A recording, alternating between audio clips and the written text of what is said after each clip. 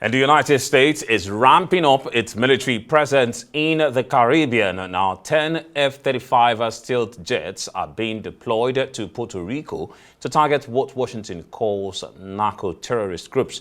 Now, the move follows a tense encounter this week when two Venezuelan F-16s flew close to a U.S. Navy destroyer. Now, defense officials say more than 4,500 Marines and sailors are now in the region conducting amphibious drills and flight operations. Where critics in Washington, including Congresswoman Ilhan Omar, argue the president is acting without proper legal authority.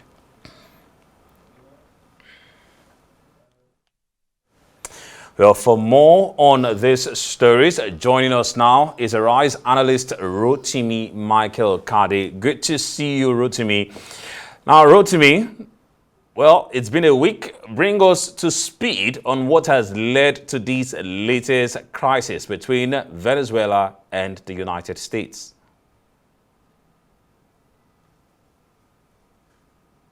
Well, Ferdinand, it's been a week indeed for the White House, and the latest that we know so far is the fact that the United States, under the Trump administration, has decided to take the bull by the horn and send troops to the Caribbean region in what the White House actually called a way of stemming the drug crisis within the United States. We know that the biggest campaign promises, one of the biggest, I would say, of campaign promises of Trump administration is to completely eliminate the drug abuse, which has caused lives and properties in the United States. So the president is making, deem his promises by targeting not just the Caribbean region, but targeting a specific country, which is Venezuela. Just as you said, the president actually deployed about 10 F-35 fighter jets to Puerto Rico in a way of in a way to prevent or stave off the tension between the United States and Venezuela. The relations between the United States and Venezuela hasn't been this bad, and I think going forward, that is the intention of President Trump to ensure that Venezuela president, in particular Maduro, is being put to justice as far as the United States is concerned. Don't forget, some past years, the federal court in the United States indicted Maduro as one of the kingpins or syndicates that imports and traffic drugs in the United States. Well, Rotimi, although the Venezuela president is trying to douse the tensions, I remember him saying that none of the differences that they've had or have had, can or should result to a military conflict. But how far does those comments like that go when Donald Trump seems to be pursuing a hard stance against the South American nation? Well, I think that kind of plea or soft landing communication that Maduro is trying to put out there, it's not going to make a lot of difference. It looks pretty much that President Trump has made up his mind in pursuing not peace with Venezuela, but justice. Their hardline stance on curbing drug trafficking within the United States, which has cost the U.S. government millions, if not billions of dollars in hospital care and prevention and security and all of that. But this is a tricky part of it, which is the fact that you're dealing with a sovereign country. It's not, even if you allege that the leader is a drug trafficker, it's going to be so hard for you to do a regime change, which the administration of Maduro has accused the United States. But it has to be a bit more diplomatic, or perhaps maybe you wait till Maduro leaves a seat as a president, as a leader of Venezuela, then you can pursue that justice that you seek right now. Well, Rotimi, well, when you also take a look at the situation right now, well, President Nicolas Maduro rejected Washington's claims that Venezuela is a hub for narco-terrorist groups. Well, he's also argued that the majority of the cocaine destined for the United States originates from Colombia and Ecuador, while only about 5% passes through Venezuelan territory. Well, making these claims now, the United States is resisting. He's saying that the United States is trying to resist the rise of a new multipolar world. How does this fit? How does this argument fit when you take a look at what's happening with some countries tilting towards China, Russia, and United States not really having the best of times, with countries like Colombia and, Venezuela itself? Well, I think that's a great question. The Justice Department actually confirmed this suspicion that the biggest drug trafficking into the United States is from Colombia. And I think the Maduro confession is more or less pandering towards that, but we don't really have facts as to whether Venezuela has been, complicit in helping Colombia to traffic drugs into the United States.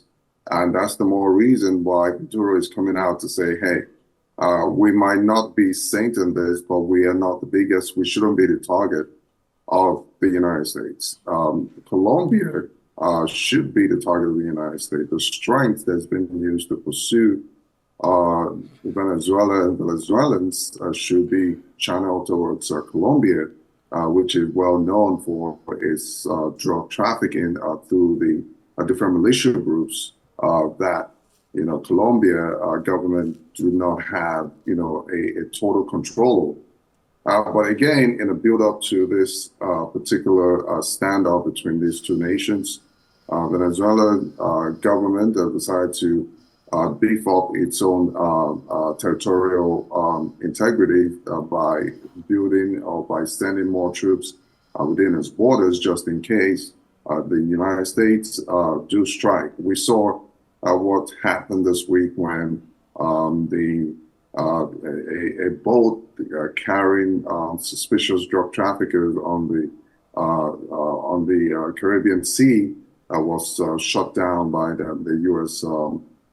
Fighter jets, and that is sending warning to the Venezuelan government that the United States at this point is likely not going to go back. Just yesterday, President Trump also made put out a warning to the Venezuelan troops that there have been incidents in the past 48 hours where the fighter jets from Venezuela was hovering over U.S.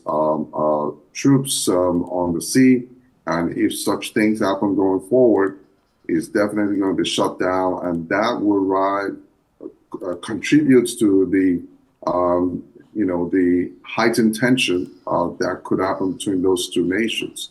The U.S. Obviously looks pretty much that it's going to this particular standoff on its own. We've not seen a very typical U.S. where you have a lot of allies helping, the U.S. to, support them and, get into the war. But the question a lot of critics have asked is that is U.S. actually ready for a meaningless war with Venezuela over drug trafficking? But again, the buck stops at the table of President Trump. He was elected for this, and perhaps maybe we don't see what he's seeing right now. Well, just before I let you go, the recent tensions have led to a call to arms by President Maduro to all militia members to enlist in the army as U.S. forces continue military exercise around its coast. Well, is it going to be extreme for us to think of an escalation and maybe see something like an American invasion? Well, I think from what we've heard so far, U.S. won't mind a regime change in Venezuela and perhaps maybe institute what they call perhaps maybe a democratic process in Venezuela. In the wisdom and the sight of the United States, perhaps that could liberate the country from what it is right now in the arms, in the hands of Maduro. Don't forget also that Venezuela have tried in many ways to, call on their trading partners like China and Russia, asking for assistance should the U.S. invade. Well, on the other hand, they're trying to see the best they can do in rallying around, their foes and their friends in joining hands to fight this course against the United States. Tensions are brewing in those areas. It's most very unlikely that we're not going to see something before the year runs out. The way the U.S. is going and placing strategically is military deployments in the Caribbean region to stave off anything or any drug trafficking into the United States. But I think it goes beyond that. And that's the reason why Maduro is now desperate to stay in power, should in case the U.S. is thinking of a regime change. And well, maybe we can do this one in about 20 seconds. Well, will Donald Trump get the nod from the Congress? Well, Congresswoman Ilhan Omar is saying, well, this does not have any legal authority. You're right. If the United States decides to go to war with another country, it needs approval from Congress.